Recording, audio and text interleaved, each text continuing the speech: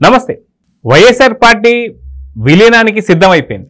DK Shivakumar తో భేటీ, విందు పసందు. ఈ కథనం గురించి మనతో పాటు సీనియర్ జర్నలిస్ట్ కనకదుర్గ వడ్లమణి గారు ఉన్నారు. వారిని అడిగి తెలుసుకుందాం. మేడం నమస్తే. నమస్తే అండి.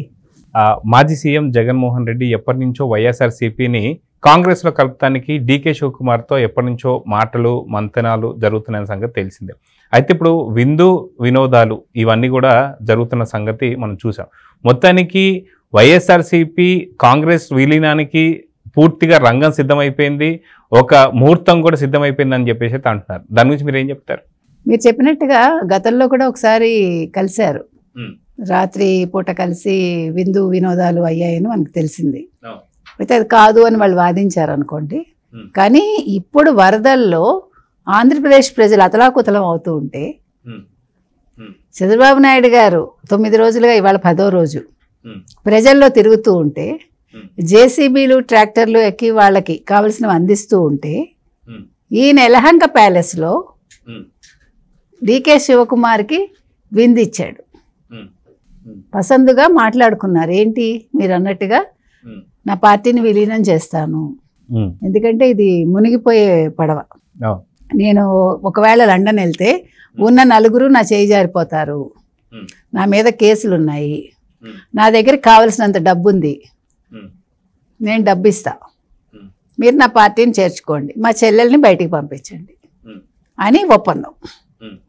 ఇప్పుడు కాంగ్రెస్కి కూడా డబ్బు కావాలి ఓ పక్క, మరో పక్క ఆంధ్రప్రదేశ్లో 29 నాటికి కొద్దో గొప్ప బలం పుంజుకోవాలి అని ఇప్పుడు షర్మిలను పెట్టుకున్నారు. కానీ షర్మిల వల్ల ఏమీ వర్కౌట్ అవ్వలేదు. అంటే షర్మిలని రాజన్న బిడ్డగా చెప్పినప్పటికీ, రాజన్న వారసురాలుగా చెప్పినప్పటికీ ప్రజలు ఓట్లు వేయలేదు. అది షర్మిల మీద కోపము కాదు, రాజశేఖర్ రెడ్డి మీద వ్యతిరేకత కాదు, కాంగ్రెస్ మీద ఉండే కోపం. కాబట్టి ఇప్పుడు ఏం చేయాలి? ఇప్పుడు జగన్మోహన్ రెడ్డికి ఏంటంటే, ఓ పక్క ఇంకా వీసా రాలేదు, బహుశా రేపటికి వాయిదా పడింది తీర్పు, సో రేపు తెలుస్తుంది. ఇంకో పక్క ఇప్పుడు కోర్టు కూడా ఆగ్రహం వ్యక్తం చేస్తోంది. ఎందుకని మీరు విచారణకి రారా అని. ఇప్పుడు రోజువారీ విచారణ వచ్చింది అనుకోండి, ఎటు కాకుండా ఇరుక్కుంటాడు. ఇప్పుడు కాంగ్రెస్ చేయగలిగింది ఏమీ లేకపోయినప్పటికీ, కాంగ్రెస్ అక్కడ అధికారంలో లేకపోయినప్పటికీ కేంద్రంలో ఎందుకు కాంగ్రెస్తో పొత్తు అంటే, ఇప్పుడు మనం ఎలాగా మునిగిపోతున్నాము, ఇదేదో ఆఖరి ప్రయత్నం లాగా, ఇంకెవరితోటి ఇప్పుడు పొత్తుకెళ్లే అవకాశం లేదు కదా. బీజేపీ ఎలాగా చేర్చుకోదు, తెలుగుదేశంతో ఆల్రెడీ వాళ్ళు ఉన్నారు. ఇప్పుడు వాళ్ళకి చంద్రబాబు నాయుడు తప్ప మరో దిక్కు లేదు, నితీష్ కుమార్ని నమ్మడానికి లేదు. అంటే మీరు ఎలా చూసుకున్నా కూడా బీజేపీకి ఫస్ట్ నుంచి కూడా చంద్రబాబు నాయుడు ఒక నిబద్ధతతో ఆయన రాజకీయాలు చేశారు. ఆయన ఇవాళ కాదు, from the beginning Chandrababu Naidu నమ్మచ్చు అనే ఒక అందరిలో కూడా ఒక నమ్మకం ఉంది, ఏ పార్టీకైనా సరే. చంద్రబాబు నాయుడు ఒక మాట ఇస్తే తప్పరు అనేది. కాబట్టి వాళ్ళకి భరోసా, మన ప్రభుత్వం కూలిపోదు చంద్రబాబు నాయుడు ఉంటే అని.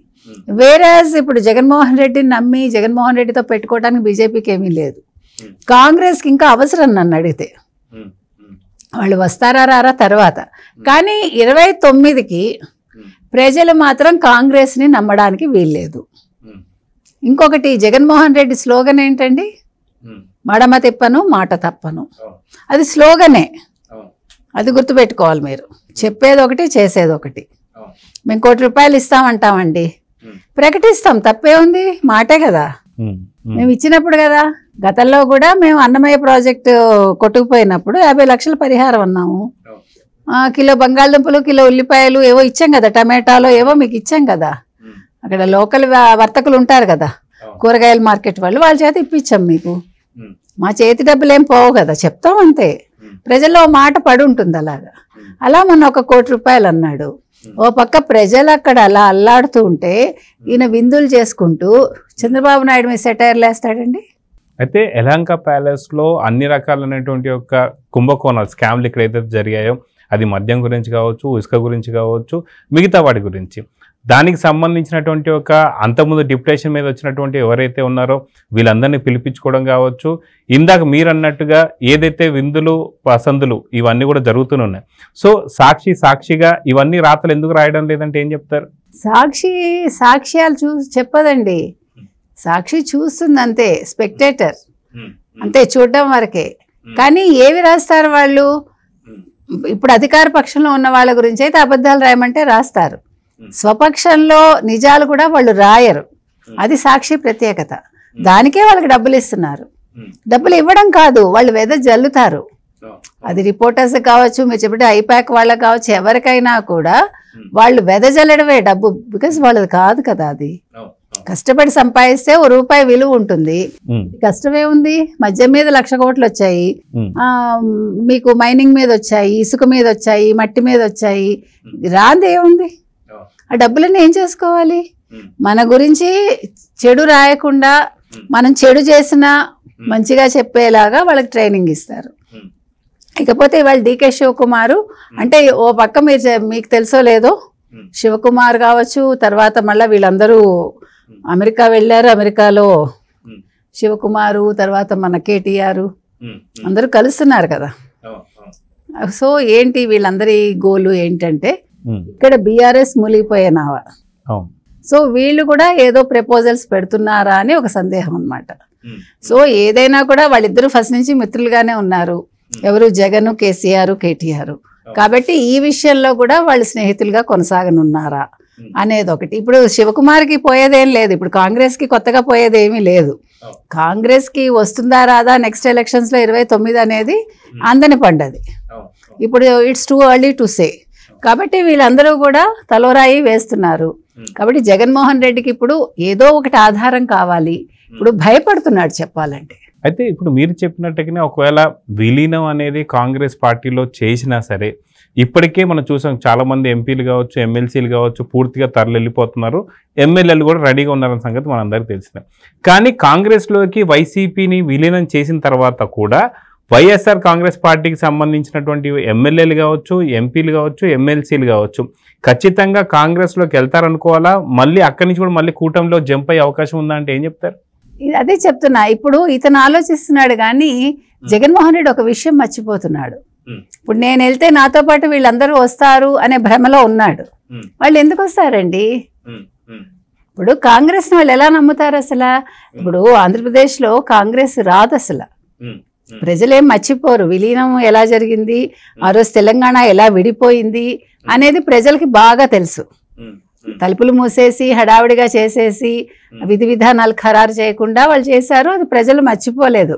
కాంగ్రెస్ మీద ఇప్పటికి కూడా కోపం ఏం తగ్గలేదు, తగ్గకూడదు కూడా. తెలంగాణ విడిపోవడం గురించి ఎవరికి ఆక్షేపణ లేదు. తెలంగాణ విడగొట్టండి, ఎందుకంటే ప్రజల ఆకాంక్ష అది నెరవేర్చాలి, దానికి ఎవడు తప్పు పట్టడు. కానీ చేసిన విధానాన్ని కాంగ్రెస్ని వీళ్ళు క్షమించరు. కాబట్టి ఈయన అనుకుంటున్నాడు వీళ్ళందరూ నాతో ఉంటారని.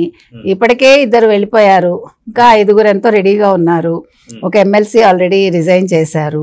సో వరుసగా జరుగుతాయండి. ఈయన నిర్ణయాలు తీసుకుని కాంగ్రెస్ అధిష్టానం ఒప్పుకుని ఈయన వెళ్లేలోపు చేజారాల్సిన వాళ్ళందరూ జారిపోతారు.